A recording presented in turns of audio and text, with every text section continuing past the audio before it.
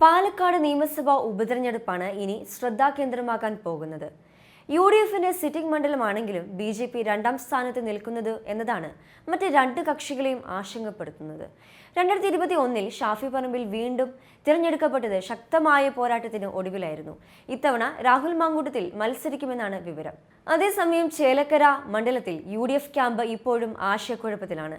സംവരണ മണ്ഡലമായ ചേലക്കരയിൽ രമ്യ ഹരിദാസിനെ കോൺഗ്രസ് സ്ഥാനാർത്ഥിയെ ആക്കുമെന്നാണ് റിപ്പോർട്ടുകൾ ഇപ്പോൾ പുറത്തുവരുന്നത്. ലോക്സഭാ തെരഞ്ഞെടുപ്പിൽ ആലത്തൂരിൽ രാധാകൃഷ്ണനോട് തോറ്റിരുന്നു രമ്യ. തോറ്റെങ്കിലും മികച്ച പ്രകടനം രമ്യ ഹരിദാസ് കാഴ്ചവെച്ചു എന്നാണ് ഒരു വിഭാഗം കോൺഗ്രസ് നേതാക്കൾ പറയുന്നത്. നിയമസഭാ മണ്ഡലങ്ങളിലെ വോട്ട് കണക്ക് പരിശോധിച്ചാൽ LDFിന് ഭൂരിപക്ഷം കുറയ്ക്കുവാൻ രമ്യയ്ക്ക് സാധിച്ചുവെന്നത് ഇവർ വിശദീകരിക്കുന്നു. 2021 നിയമസഭാ തെരഞ്ഞെടുപ്പിൽ രാധാകൃഷ്ണൻ ജയിച്ചത് 39,400 വോട്ടുകളുടെ ഭൂരിപക്ഷത്തിലാണ്. എന്നാൽ ലോക്സഭാ തെരഞ്ഞെടുപ്പിൽ വോട്ട് നിലയിൽ വലിയ മാറ്റമുണ്ടായി. ചേലക്കരയിലെ കണക്കിൽ 5000 വോട്ടിന്റെ മാത്രം ഭൂരിപക്ഷമാണ് രാധാകൃഷ്ണന് ലഭിച്ചത്. മാത്രമല്ല, രാധാകൃഷ്ണൻ വോട്ട് ചെയ്ത ബൂത്തിലും പഞ്ചായത്തിലും രമ്യ കൂടുതൽ വോട്ട് പിടിച്ചതും രമ്യയ്ക്ക് അനുകൂലമായ ഘടകമായി ചൂണ്ടിക്കാട്ടപ്പെടുന്നു. നേരത്തെ ആലപ്പുഴ ലോക്സഭാ തിരഞ്ഞെടുപ്പിൽ തോറ്റ ഷാനിമോൾ ഉസ്മാൻ ഉപതെരഞ്ഞെടുപ്പിൽ നിയമസഭയിലേക്ക് വിജയിച്ചതും രമ്യയെ പിന്തുണയ്ക്കുന്നവർ ചൂണ്ടിക്കാട്ടുന്നുണ്ട്. വനിതാ വോട്ടർമാരെ കൂടി നിർത്തുവാൻ രമ്യയ്ക്ക് സാധിക്കുമെന്നും വിലയിരുത്തലുണ്ട്. എന്നാൽ തോറ്റ സ്ഥാനാർത്ഥിയെ വീണ്ടും മത്സരിപ്പിക്കുന്നത് തിരിച്ചടിയാകുമെന്നാണ് രമ്യയെ മത്സരിപ്പിക്കുന്നതിന് എതിരഭിപ്രായമുള്ളവരുടെ വാദം. രമ്യയ്ക്ക് പുറമെ മറ്റു ചില പേരുകളും ചർച്ചയിലുണ്ട്.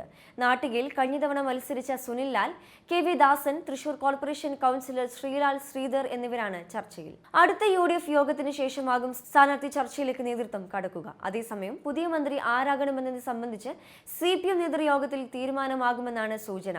മന്ത്രിമണ്ഡലം എന്ന പദവി നഷ്ടമാകുമോ എന്ന ചേലക്കരയിലെ പ്രവർത്തകരുടെ ആശങ്കയും പാർട്ടിക്ക് മുന്നിലുണ്ട്. പട്ടിക വിഭാഗത്തിൽ നിന്നുള്ള മന്ത്രി രാജിവെച്ച സാഹചര്യത്തിൽ ആ വിഭാഗത്തിൽ നിന്നുള്ള ഒരാളെ തന്നെ മന്ത്രിസഭ പുനഃസംഘടനയിൽ പരിഗണിക്കുമെന്നാണ് കരുതുന്നത്. അതേസമയം വകുപ്പുകൾ തൽക്കാലം മറ്റാരെയെങ്കിലും ഏൽപ്പിച്ച ശേഷം ചേലക്കര ഉപതെരഞ്ഞെടുപ്പിൽ പ്രമുഖ നേതാക്കളെ ആരെയെങ്കിലും മത്സരിപ്പിച്ച് മന്ത്രിസ്ഥാനത്തേക്ക് പരിഗണിക്കാനുള്ള സാധ്യതയും തള്ളിക്കളയാനാവില്ല.